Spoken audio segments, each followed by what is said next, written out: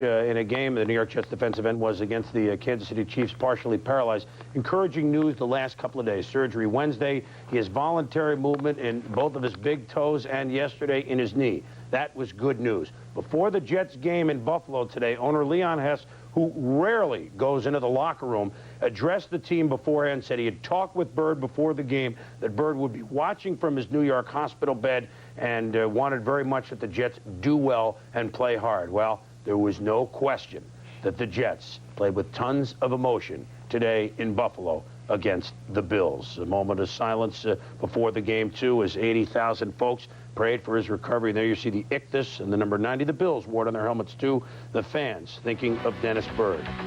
The game, 3-3, first half. Kelly to Thurman Thomas, 21 yards. Kelly to James Lofton, first down.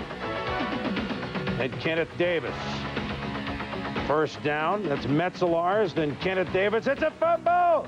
Lonnie Young knocks it loose, but they rule it's a touchdown first. And Buffalo, in their longest drive, at least for time, 7.5 minutes, 7:32, the Bills lead it 10-3. Steve Christie tried a 35-yard field goal, but the snap can't be handled by Frank Reich. Incomplete, so maybe things turning the Jets' way. Browning Nagel starts the drive.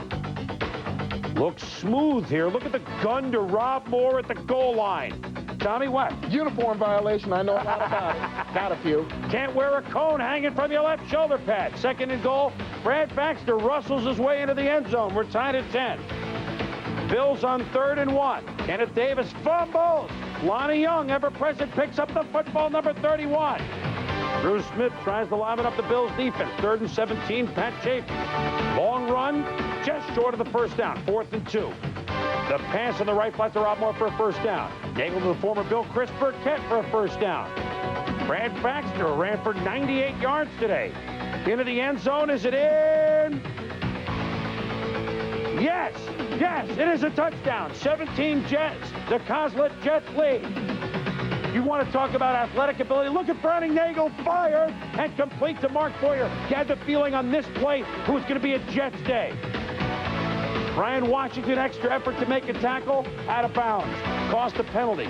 2nd and goal, Kelly to Pete Metzelars. We're tied at 17. 2-minute warning. Bills 1st and 10, tie game. Kelly in the wind, almost picked off by Mike Brim. Tommy, you said at the time he looked tentative, throwing in the wind, and Brian Washington picks it off. The defense doing it for the Jets. 23 yards, it's 24-17. You look at the replay here, you can see Kelly never sees Brian Washington. He makes the nice catch. Kelly comes over to try to keep him out of the end zone, and that's no contest. So the defense has given the Jets a 24-17 lead. Minute 20 to go. Remember, Kelly on a Monday night brought the Bills back against the Jets, but defense again. Bill Pickell with the hit. The recovery. The Jets celebrate. And afterward, both Jets and Bills prayed on the field in a certainly emotion-filled afternoon at Rich Stadium. The Jets, for the first time in 11 tries, beat the Buffalo Bills 24-17. Afterward, the Jets' thoughts obviously were with their fallen teammate Dennis Bird. Instead of just going out and just playing regular football and everybody playing for themselves, they had something in their hearts to play for. You know what I'm saying? It was something deep inside. They weren't playing for money. They weren't playing for their individual stats. They were just playing D-Bird. You know, it was a inside feeling for D-Bird. Oh, he was definitely on our mind. He's our family, and he's always be part of our family. So, you know, we had the logos and we had the spirit that's going to always be with us, and he's going to be with us soon again, too. We have Dennis Bird on the phone in there, and all the players are talking to him.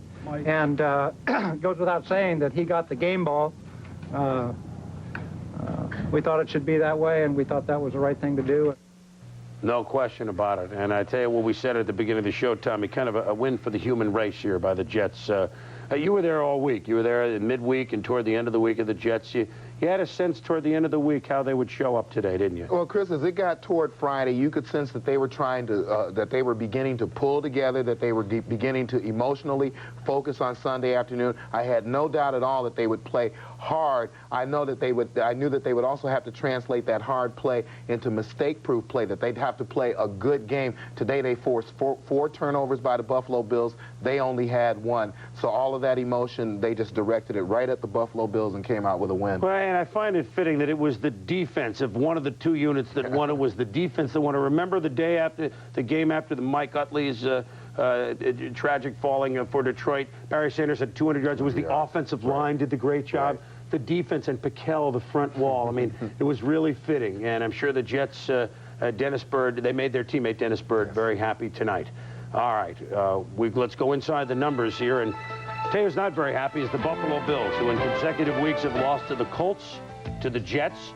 They've fallen out of home field advantage for the playoffs. And when they lose,